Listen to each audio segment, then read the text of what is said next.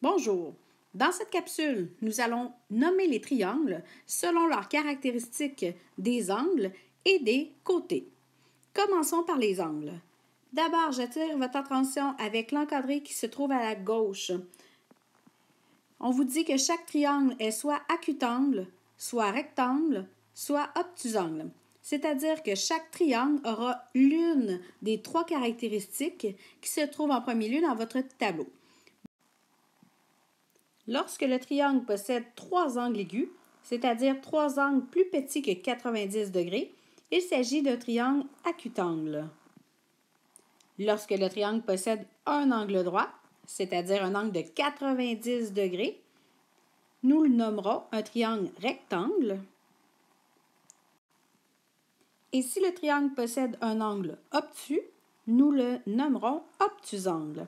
Et je vous rappelle qu'un angle obtus, c'est un angle dont la mesure se situe entre 90 degrés et 180 degrés.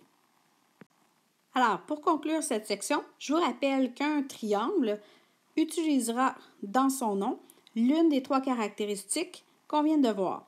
Il ne peut pas y avoir deux caractéristiques parmi les trois ou même les trois, mais seulement une. Poursuivons au bas du tableau avec deux dernières caractéristiques selon les angles dans un triangle. Si nous avons un triangle dont deux angles sont congrus, c'est-à-dire qu'ils ont la même mesure, à ce moment-là, il sera isoangle. Dans notre figure, nous avons ici deux angles qui ont la même mesure, qui ont été identifiés par le même nombre de petites barres dans l'arc de l'angle. À ce moment-là, ils ont la même mesure et ils sont congrus. Peut-être que isoangle vous fait penser à isocèle parce qu'un triangle isoangle sera automatiquement isocèle.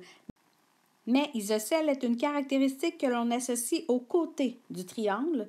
C'est pourquoi vous ne l'avez pas dans cette page-ci. Poursuivons avec la dernière caractéristique. Lorsque le triangle possède trois angles congrus, trois angles isométriques, on le nommera triangle équiangle. Dans l'illustration, nous pouvons voir que dans l'arc, nous avons une petite barre et c'est la même dans les trois angles. C'est donc trois angles congrus qui ont la même mesure. Équiangle vous fait peut-être penser à équilatéral. Alors, c'est le même concept. Un triangle équiangle sera nécessairement équilatéral, mais équilatéral est une caractéristique associée au côté du triangle. Poursuivons la classification des triangles, mais maintenant selon leur côté.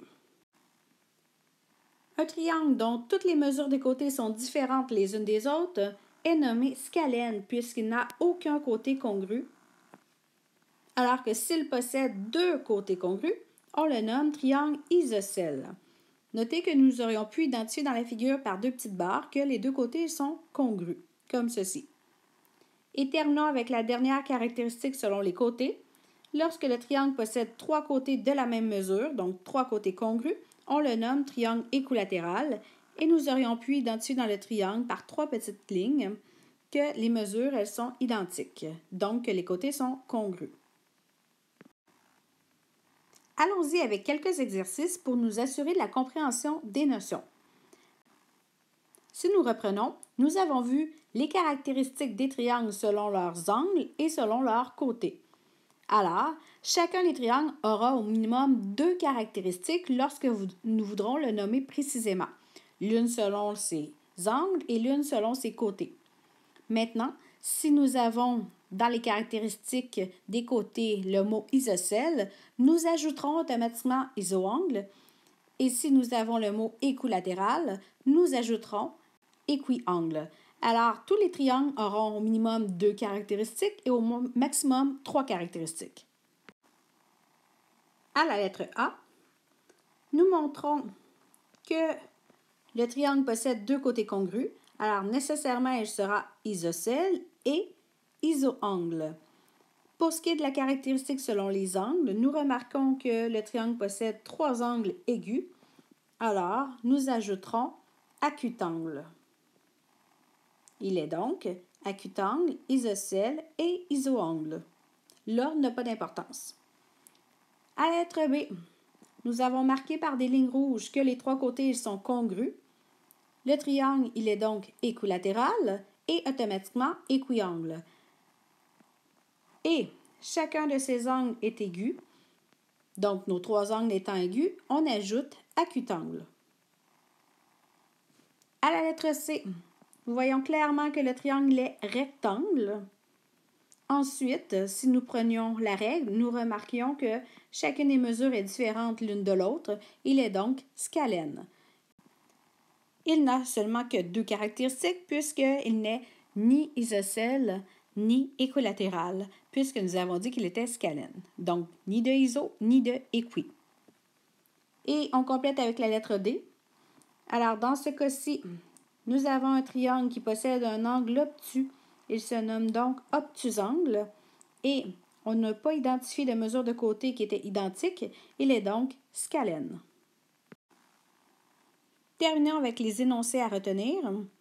Pour le premier, on vous dit qu'un triangle isocèle est toujours isoangle ou qu'un triangle isoangle est toujours isocèle. Alors, le couple iso-iso sera toujours ensemble dans les caractéristiques pour nommer un triangle.